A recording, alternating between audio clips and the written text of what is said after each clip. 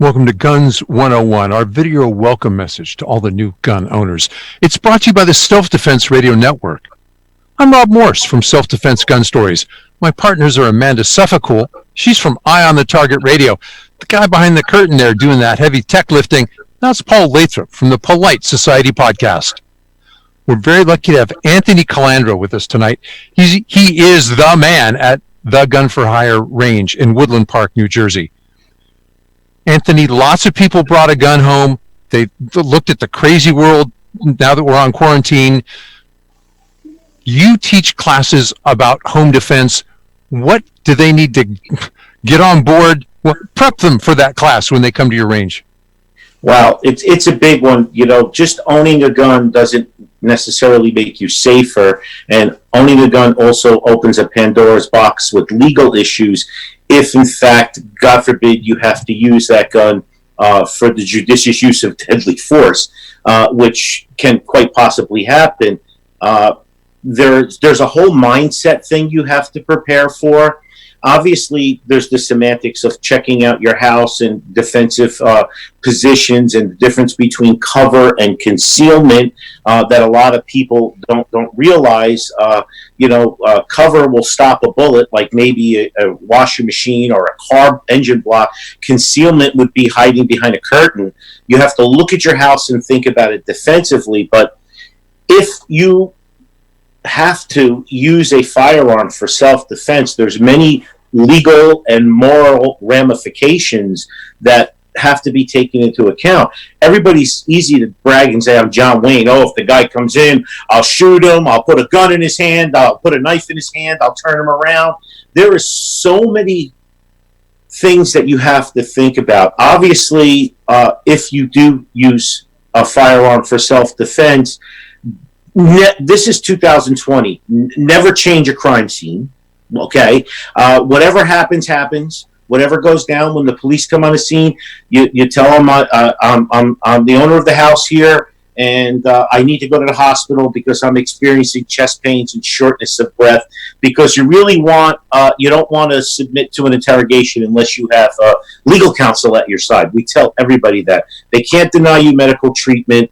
And you should, if you own a gun, you should join one of these organizations. There's many of them out there that will help protect you because it's like insurance. If you bought an antique car, like a Corvette, you would belong to the Corvette Owners Association. Well, if you own a gun, you should join the major Second Amendment organizations. You should also join your local Second Amendment and state-level organizations. Support them all. There's a lot of infighting there, but I support them all because I don't care. And so you really shouldn't submit to an interrogation. You should also, there's certain things to think about. Are you gonna meet the police at the door with the firearm in your hand? The police are coming to a gun job. Your wife just called or your spouse just called and said, there's been a shooting at the house. The police do not know what they're walking into. You could walk out onto your front porch and actually get shot.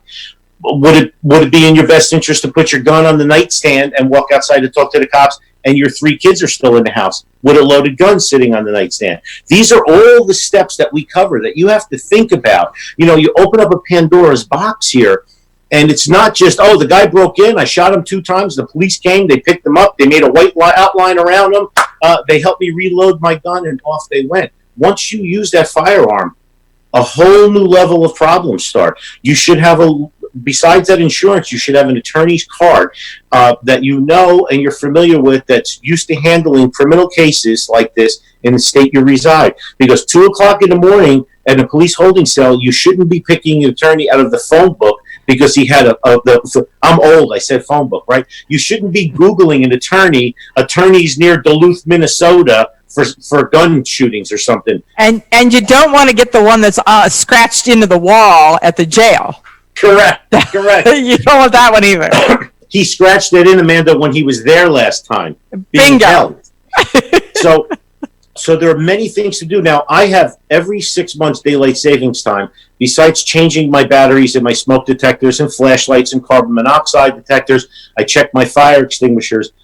You should have a fire drill in your house, and you should also have an emergency drill. You don't want to scare your kids or your spouse, but you should have an emergency drill that what would happen if there was a break-in or if there was an invasion. What will we do? Where would you shelter in place? What would the procedure be? Who would stay on the line with the police department? Obviously, a plan is only as good as for the first 5 seconds.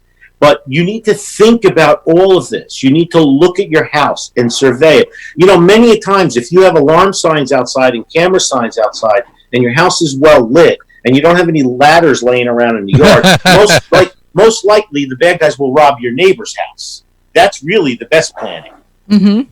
Okay, but if something should happen, you and your family should be prepared for the legal ramifications and the moral ramifications. So, we teach that. There's plenty of books out there and plenty of authors to read, from Colonel Cooper, Massad Ayoob, all the way down. With the internet today, it's a wonderful thing. There's plenty of stuff to research, and all of the major two-way organizations have plenty of material too, as far as safety, storage, legal ramifications, and everything.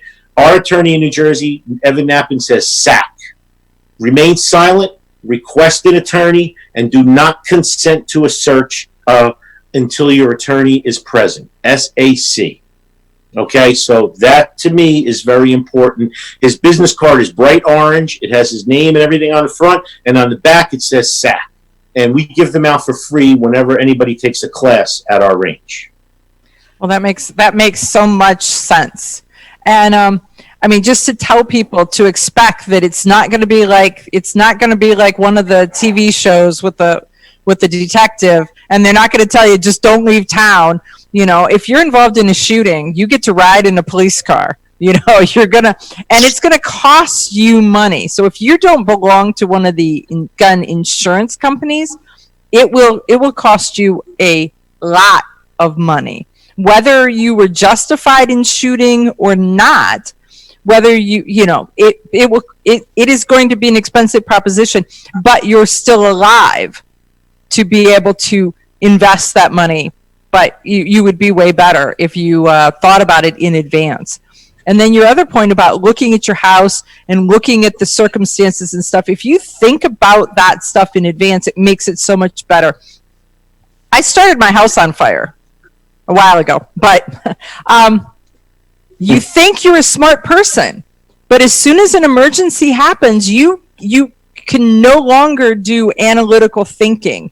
You are in a reactionary mode only. So if you haven't decided or thought about it or looked at it in advance, there is no thinking going on in the middle of the emergency. So you can't plan what you're going to do or how you're going to do it at that moment. You're not going to be like, I've got a lot of options. Because at that point, your brain has shut down. And so you're at whatever you train is what you do. Visualization and mindset is very important. And Abraham Lincoln said, any man who defends himself in a court of law has a fool for an attorney. Okay? And I'm a firm believer in that. And Amanda, you were saying getting a ride in a cop car, but my master, Massad Ayoob, taught me in the early 90s when he was teaching LFI before MAG Group, that if you say you're having chest pains or shortness of breath, they can't deny you medical treatment. They'll take you to the hospital. You get an ambulance ride. And with post-traumatic stress disorder and anything else, if you were just involved in a shooting, the best place to be would really be in an emergency room of a hospital anyway, because let's face it, you could have a heart attack. Mm-hmm. All right, so why not go to the hospital and have them hook you up to some machines and an ambulance ride? And that's the perfect time to contact your attorney, and your attorney may meet you at the hospital. And once you lawyer up, the police will be like, okay, we'll schedule an appointment for an interview tomorrow morning with counsel at your side. And that could save you countless dollars and years by doing it that way, because you could go to a grand jury and you could be cleared of everything and free in 3 to 6 months with nothing on your back. With nothing on your back. 3 to 6 months. Yes. That's the best case condition. Best case. So folks, Anthony Colandro, Guns for Hire Range out of Woodland Park, New Jersey. And as you can see, he knows his stuff. So we'll be back with another video right after this. I stuck to the plan.